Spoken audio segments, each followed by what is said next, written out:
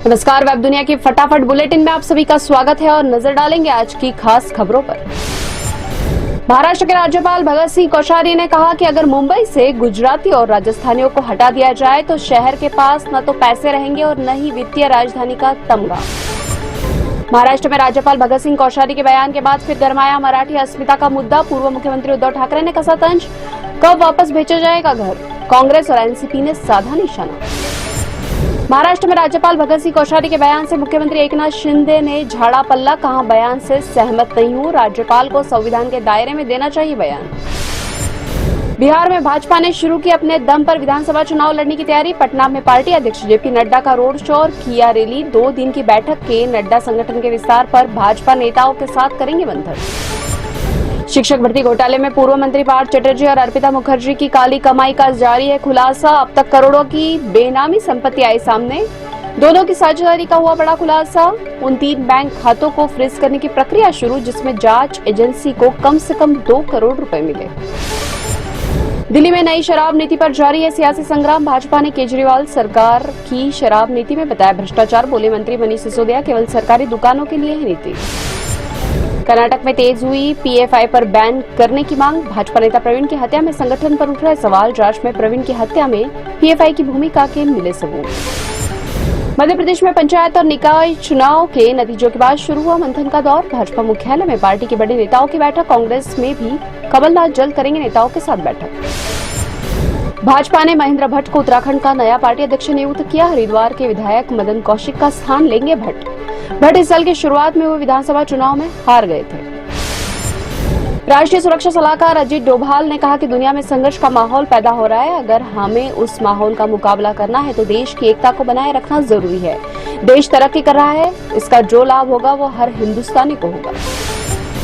Web दुनिया की सभी से अपील है कि भीड़ भाड़ से बचे, मास्क पहने व सैनिटाइजर का इस्तेमाल करें, साथ ही सोशल डिस्टेंसिंग का पूरा पालन करें।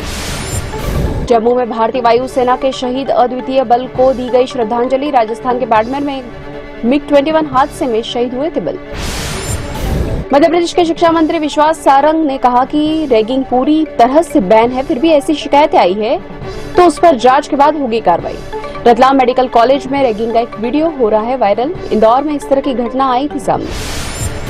चंडीगढ़ में नारकोटिक्स कंट्रोल ब्यूरो द्वारा 4 स्थानों पर 30,000 किलोग्राम से अधिक जब्त किए गए ड्रग्स को किया गया नष्ट। केंद्रीय गृह मंत्री अमित शाह ने वीडियो कॉन्फ्रेंसिंग के माध्यम से की इस कार्रवाई की निगरानी। गुजरात की अदालत ने सामाजिक कार्यकर्ता तिस्ता सितलवाड़ और पूर्व डीजीपी आरबी श्रीकुमार को जमानत देने से अदालत का इनकार। तिस्ता और श्रीकुमार पर 2002 के दंगों के मामलों से संबंधित सबूत गढ़ने का आरोप है।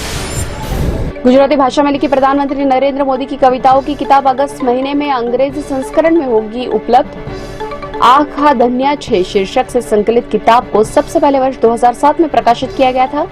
इसका फिल्म पत्रकार और इतिहासकार भावना सोमैया ने अंग्रेजी में अनुवाद किया है।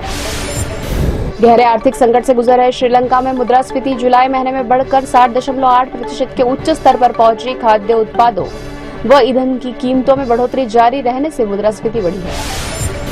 आईएमए ने पंजाब के स्वास्थ्य मंत्री चेतन सिंह से मांगा इस्तीफा। मंत्री ने गुरु गोविंद सिंह मेडिकल अस्पताल का दौरा किया था और व्यवस्थाओं का जायजा लिया था। उन्होंने मरीजों के उपयोग में आने वाले गद्दों का भी निरीक्षण किया और गद्दों की खराब स्थिति को देखकर कुलपति को उन पर लेटने के लिए कहा था।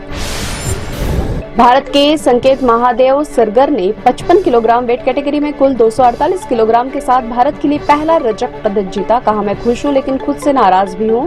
मुझे स्वर्ण पदक जीतना था और मैंने स्वर्ण पदक के लिए ही तैयारी की थी। मैं 4 साल से स्वर्ण पदक के लिए तैयारी कर रहा हूं। राहुल गांधी ने दी बधाई। एक विलन रिटर्न्स ने बॉक्स ऑफिस पर की अच्छी शुरुआत। पहले दिन का कलेक्शन रहा 7 करोड़ 5 लाख रुपए। सिंगल स्क्रीन और छोटे शहरों में फिल्म ने किया बेहतर प्रदर्शन। अभिनेता रसिक दवे का 65 वर्ष की उम्र में निधन। किडनी की बीमारी से जूझ रहे थे। कई हिंदी गुजराती फिल्मों और टीवी शो में किया अभिनय।